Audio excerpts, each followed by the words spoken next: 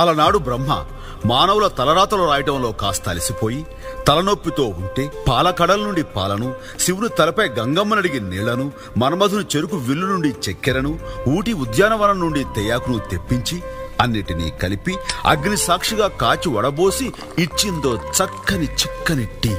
అంత మహత్తున ఈ టీకి మరో పేరే బీబా టీ మెరా భాయ్. ఇప్పుడు 50 గ్రామ్స్, 100 గ్రామ్స్, 250 గ్రామ్స్ లో కూడా అవైలబుల్ గా ఉన్నాయి.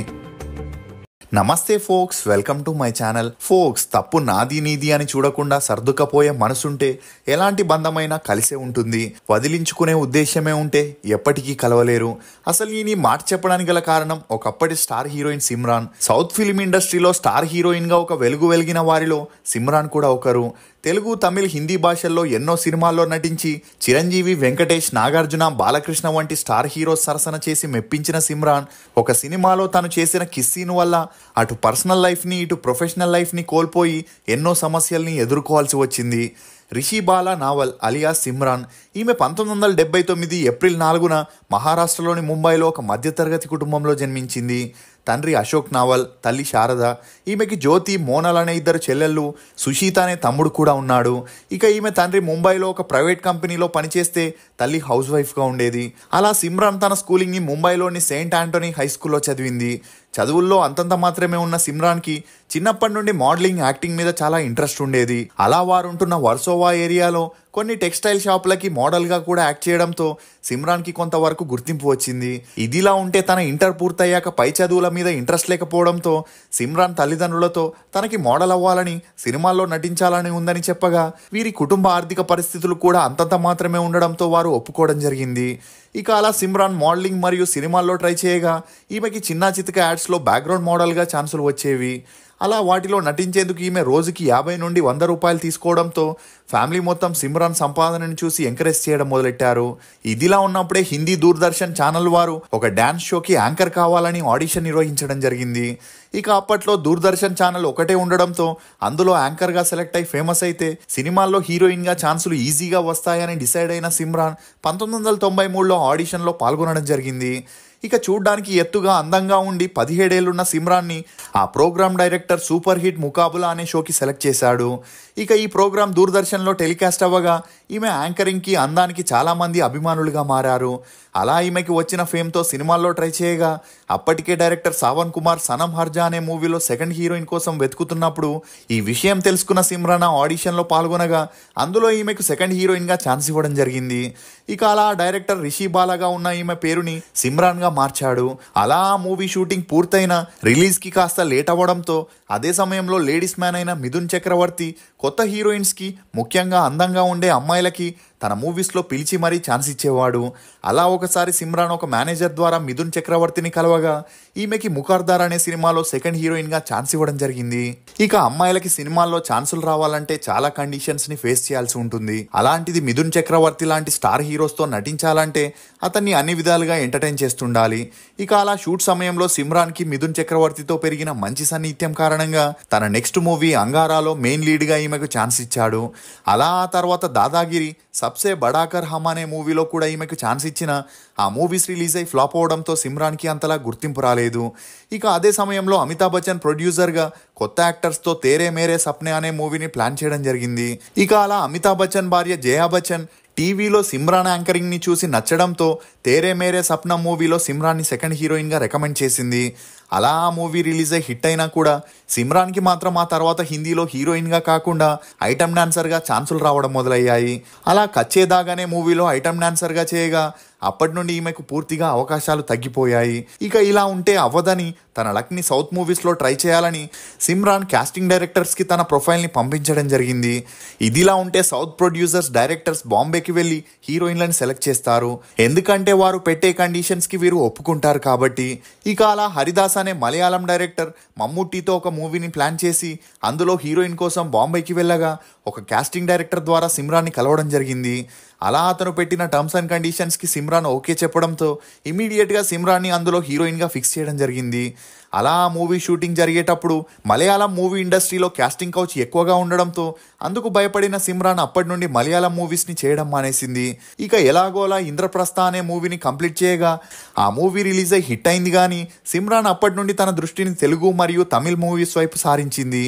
ఇదిలా ఉంటే హీరో విజయ్ తండ్రి ఎస్ఏ చంద్రశేఖర్ కెరియర్లో స్ట్రగ్లర్గా ఉన్న తన కొడుకు విజయ్ని ఎలాగైనా సక్సెస్ఫుల్ హీరోని చేయాలని కంటిన్యూస్గా తన డైరెక్షన్లో మూవీస్ చేస్తుండేవాడు. అలా వన్స్ మోర్ అనే మూవీని ప్లాన్ చేసి అందులో బాంబే హీరోయిన్ అయిన సిమ్రాన్ని సెలెక్ట్ చేయడం జరిగింది. ఇక అలా సినిమా షూటింగ్లో వీరిద్దరి మధ్య కెమిస్ట్రీ సరిగ్గా కుదరకపోవడంతో ఎస్ఏ చంద్రశేఖర్ విజయ్ని సిమ్రాన్ని తన ఫామ్ హౌస్లో 20 రోజులు ఒంటరిగా వదలడం జరిగింది. దీంతో వీరిద్దరికి మంచి అండర్స్టాండింగ్ వచ్చి అప్పటి నుండి క్లోజ్గా ఉండడంతో వన్స్ మోర్ మూవీ రిలీజ్ అయి ఓకే టాక్ తెచ్చుకుంది. దీంతో వీరిద్దరూ బ్యాక్ టు బ్యాక్ మూవీస్ని చేయడం మొదలెట్టారు. అంతేకాకుండా సిమ్రాన్ డెడికేషన్ని చూసి చాలా మంది హీరోస్ కూడా ఈమెతో యాక్ట్ చేయడానికి ఎగబడేవారు. అలా విజయ్తోనే సిమ్రాన్ నేరుకు నేరు, యూత్, ఉదయ, ప్రియమానవలే అని 8 మూవీస్ వరకు కలిసి యాక్ట్ చేయడం విశేషం.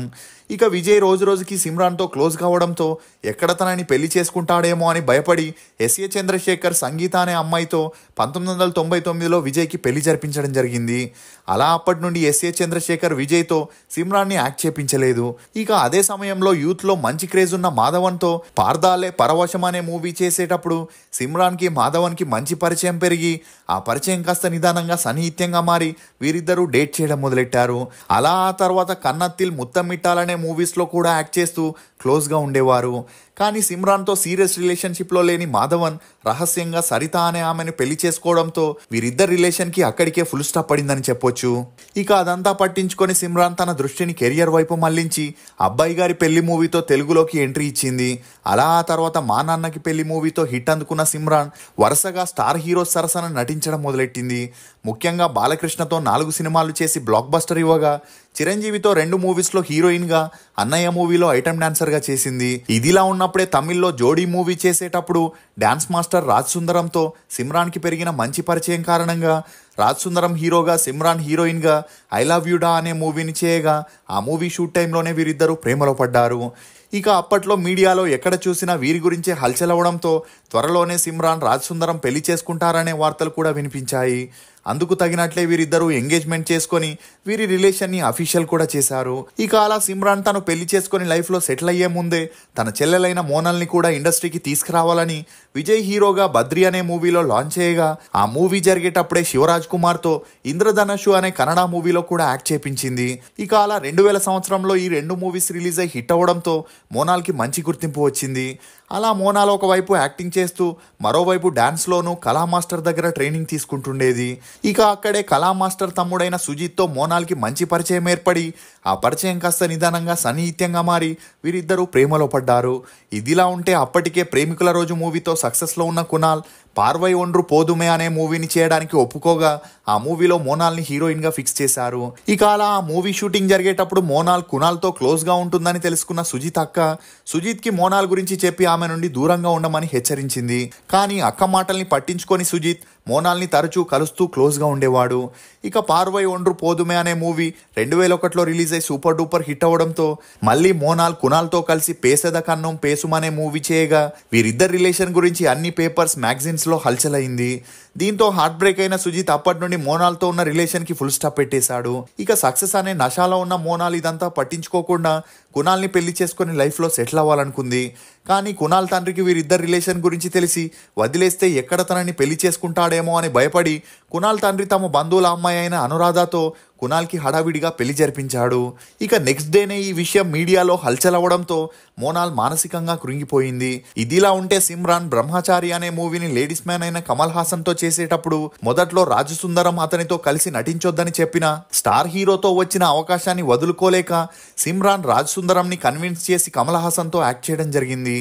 కానీ ఆ మూవీలో లిప్ కిస్, రొమాన్స్ సీన్స్లు ఉన్నా కూడా సిమ్రాన్ రాజ్ సుందరంకి చెప్పకుండా నటించడంతో ఆ మూవీ రిలీజ్ అయ్యాక రాజ్ సుందరంకి సిమ్రాన్కి మనస్పర్ధాలు మొదలయ్యాయి. అందుకు తోడు కమల్ హాసన్తో పంచతంత్రం అనే మరో మూవీకి కూడా సైన్ చేయగా వీరిద్దరి మధ్య ఏదో ఉందని కోడంబాకంలో వార్తలు వైరల్ అయ్యాయి. దీంతో సిమ్రాన్ రాజ్ సుందరం గొడవలు తారాస్థాయికి వెళ్లి ఒకసారి కారులోనే సిమ్రాన్ని రక్తం వచ్చేలా కొట్టి ఆమెను మధ్యరాత్రి నడి రోడ్డు మీదే వదిలేసి వెళ్లిపోయాడు. ఇక ఈ వార్తలు నెక్స్ట్ డేనే మీడియాలో రావడంతో సిమ్రాన్ రాజ్ సుందరం ఎంగేజ్మెంట్ ఎంగేజ్మెంట్ క్యాన్సిల్ అయిందని, అప్పటి నుండి కమల్ హాసన్ తో రిలేషన్ ని కంటిన్యూ చేసిందని అందరూ గుసగుసలాడసాగారు. ఇక మరోవైపు సిమ్రాన్ చెల్లెలు ఎలాగైనా సుజిత్ తో ప్యాచప్ అవ్వాలని ట్రై చేయగా అందుకు అతను ఒప్పుకోలేదు. అయినా ఈమె పట్టువదలని విక్రమార్కుడిలా తరచూ సుజిత్ కి కాల్ చేయడంతో విసుగు చెందిన సుజిత్ మోనాల్తో 2 hours మాట్లాడి ఆమెను నోటికొచ్చినట్లు తిట్టి అవమానించి ఫోన్ పెట్టేశాడు. ఇక అలా తనకి జరిగిన 2 బ్రేకప్లని తట్టుకోలేని మోనాల్ 21 ఏళ్లకే జీవితం మీద విరక్తి చెంది 2002 ఏప్రిల్ 14న తిరిగి రాని లోకానికి వెళ్ళిపోయింది.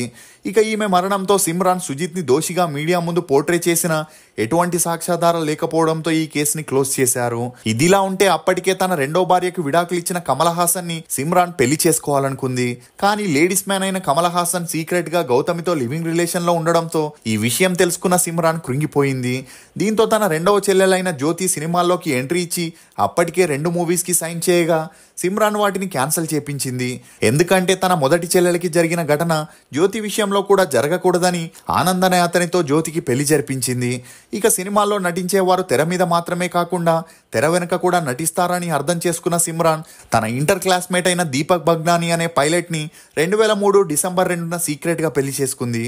అలా ఆ పెళ్లి తర్వాత కూడా ఐటమ్ డాన్సర్ గా చేసిన 2005 తర్వాత సిమ్రాన్ పూర్తిగా సినిమాలకి దూరమైంది. ఇక అలా సిమ్రాన్ దీపక్ అన్యోన్య సంసారానికి గుర్తుగా అదీత్ అనే 2 కొడుకులు జన్మించారు. అలా ఆ తర్వాత ఈమె భర్త తన ఉద్యోగాన్ని పోగొట్టుకోవడంతో ఇంటి బాధ్యతలన్నీ సిమ్రాన్ మీదే పడ్డాయి. దీంతో 2015 నుండి సినిమాల్లో అక్కా వదిన తల్లి పాత్రల్ని పోషిస్తూ సిమ్రాన్ తన ఫ్యామిలీ బాధ్యతల్ని చూసుకుంటూ వస్తుంది. ఇప్పటి వరకు సిమ్రాన్ తెలుగు, తమిళ్, హిందీలో హీరోయిన్ గా, ఐటమ్ డాన్సర్ గా, సపోర్టింగ్ ఆర్టిస్ట్ గా 83 సినిమాల్లో నటించింది. ఈమె నటనకు గాను 3 ఫిలింఫేర్ అవార్డ్స్ ని కూడా అందుకుంది. మీకు సిమ్రాన్ నటించిన సినిమాల్లో ఫేవరెట్ ఏదనేది కమెంట్ సెక్షన్ లో తప్పకుండా తెలియజేయండి. ఫోక్స్, సంపద ఎంతున్నా తృప్తి లేని జీవితం వ్యర్థం, పూరి గుడిసె బ్రతుకైనా కంటి నిండా నిద్రపోయే మనిషి జీవితం ధన్యం. ఇది ఫోక్స్ నటి సిమ్రాన్ గురించి కొన్ని నమ్మలేని నిజాలు. ఈ వీడియో మీద మీ అభిప్రాయాన్ని కమెంట్ సెక్షన్ లో తప్పకుండా తెలియజేయండి. రుచికరమైన మరియు ఆరోగ్యకరమైన బేబర్ టీ కోసం బేబర్ వెబ్సైట్ కి వెళ్ళి మీకు నచ్చిన ఫ్లేవర్ ని ఆర్డర్ చేసుకుంటారని ఆశిస్తూ for more interesting videos please subscribe to CR voice. Thank you.